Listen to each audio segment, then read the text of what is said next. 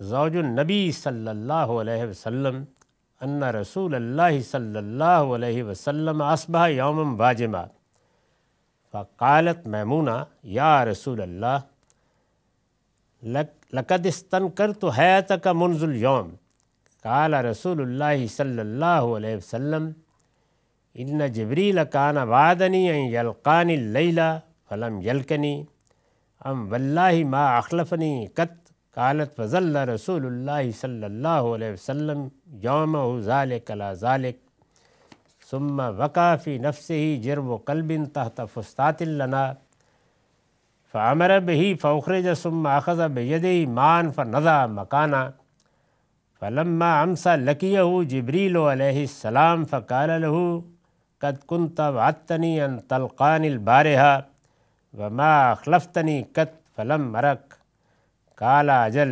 ولكننا لا ندخل بیتا فیہ قلب ولا سورہ فاصبح رسول اللہ صلی اللہ علیہ وسلم یومئذ فامر بقتل الکلاب حتی انہ یامر بقتل قلب الحائط الصغیر ویترک قلب الحائط الکبیر۔ یہ صحیح مسلم سے روایت لی گئی ہے، رقم ہے 2105۔ وہی باب ہے جس میں یہ بیان کیا جا رہا ہے کہ کتوں کے معاملے میں اور تصویروں کے معاملے میں فرشتوں کو کیوں اباح ہے۔ ترجمہ ہے، نبی صلی اللہ علیہ وسلم کی اہلیہ سیدہ میمونہ رضی اللہ عنہا نے بتایا کہ ایک صبح رسول اللہ صلی اللہ علیہ وسلم اٹھے تو کچھ غم زدہ اور اداس سے تھے۔ میمونہ رضی اللہ عنہا نے پوچھا، یا رسول اللہ، میں آج صبح سے آپ کی صورت اتری ہوئی دیکھ رہی ہوں۔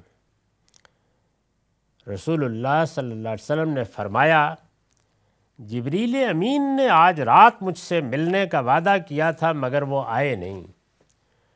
خدا کی قسم انہوں نے کبھی وعدے کی خلاف ورزی نہیں کی۔ ان کا بیان ہے کہ رسول اللہ صلی اللہ علیہ وسلم وہ پورا دن اسی طرح رہے، پھر آپ کو خیال ہوا کہ کتے کا ایک پلہ ہمارے خیمے کے نیچے تھا، چنانچہ آپ نے ہدایت کی اور اس کو نکال دیا گیا۔ یہ پیچھے بیان ہو چکا ہے کہ پے در پے کچھ اس طرح کے واقعات پیش آئے۔ جبریل امین ملاقات کے لیے آتے رہتے تھے، وہ تشریف لائے لیکن اس وجہ سے گھر میں داخل نہیں ہوئے، اور جب ملاقات ہوئی تو بتایا کہ جس گھر میں اس طرح کتے ہوں یا مورتیں ہوں وہاں ہم داخل نہیں ہوتے۔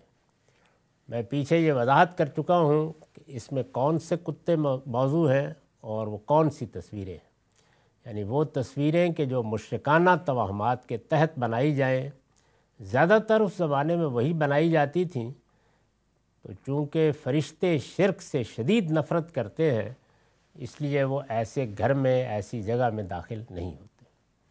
اسی طرح کا معاملہ ان کتوں کا ہے یا جو پلے گھروں میں ہوتے ہیں جو سدائے ہوئے نہیں ہیں، یعنی اگر کتے کو آپ نے تربیت دی ہے، سدایا ہے، تو پھر ظاہر ہے کہ وہ گندگی پھیلانے میں یا نجاست پھیلانے میں ایک قاعدے میں رہتا ہے۔ اگر ایسا نہ ہو تو کچھ معلوم نہیں کہ کہاں کیا کر دے گا۔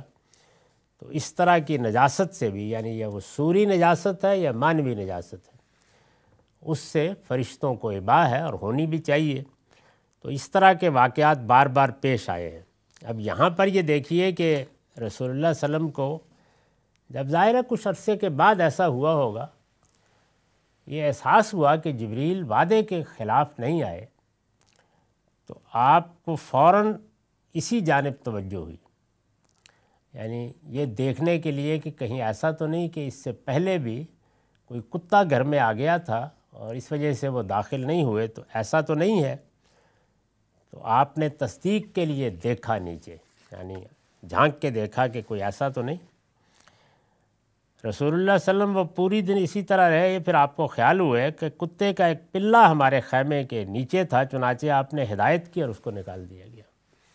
یعنی دیکھا تو تھا۔ ظاہر ہے کہ اس طرح کے دیہاتی گھروں میں وقتاً فوقتاً عام طور پر تو کواڑ بھی نہیں تھے، کوئی کپڑا لٹکا ہوا آ جاتے تھے اس طرح اندر۔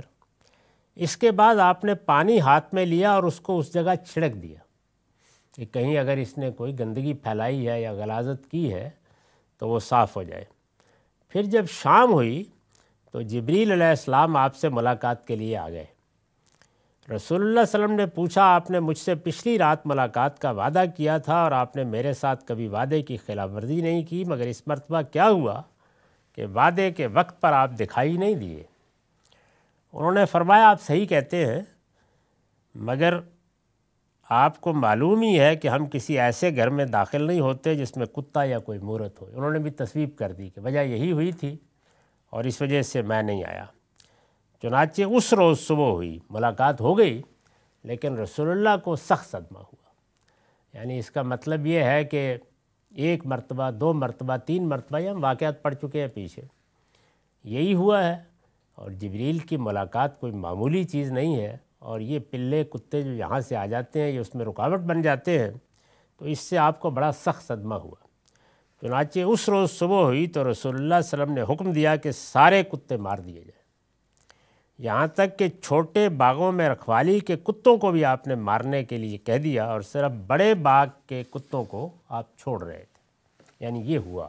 اس کے بعد اب ظاہر ہے کہ نکال دیا، ایک بار نکال دیا، ہم واقعہ پڑھ چکے، دوسری بار نکالا، پانی چھڑک دیا، غلاظت صاف کر دی، دو مرتبہ، تین مرتبہ، جب پے در پے یہ معاملہ ہوا تو سخت صدمے کی کیفیت میں آپ نے یہ کیا۔ یہ اس سے پہلے بیان ہو چکا ہے کہ آپ کو اندیشہ ہوا، آپ نے خود دیکھا، اس وقت نکال دیا۔ جب جبریل امین نے آ کے یہ بات دوبارہ کہی، اس اندیشے کی تصدیق ہو گئی، تو پھر اس کے بعد یہ رد عمل ہوا۔ اس پر میں نے ایک تفصیلی نوٹ لکھا ہے۔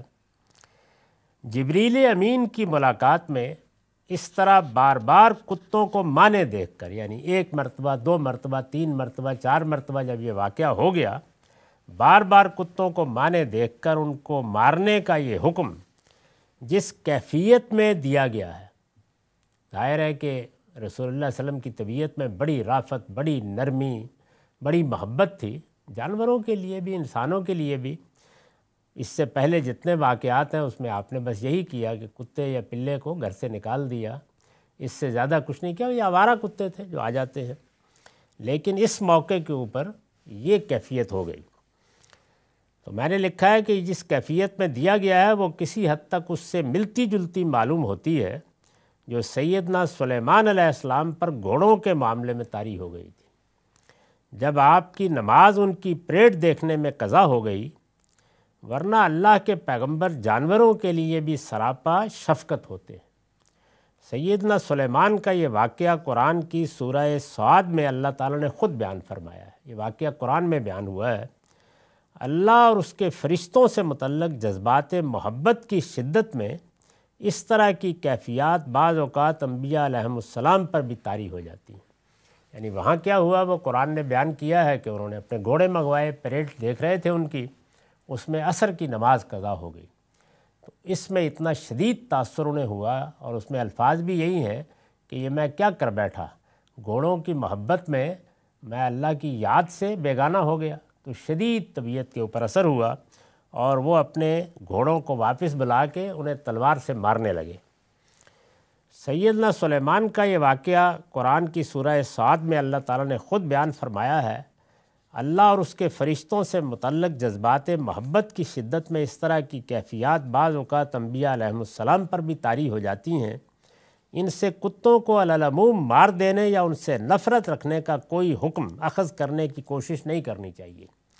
روایت کی نسبت اگر رسول اللہ صلی اللہ علیہ وسلم کی طرف صحیح ہے تو یہ شدید رنج اور اس کے نتیجے میں غلبہ حال کی ایک صورت ہے جسے دین و شریعت کے کسی حکم یا دین سے متعلق آپ کے کسی اسوے کا ماخذ نہیں بنایا جا سکتا۔ یعنی ایک کیفیت ہے وہ طاری ہوئی۔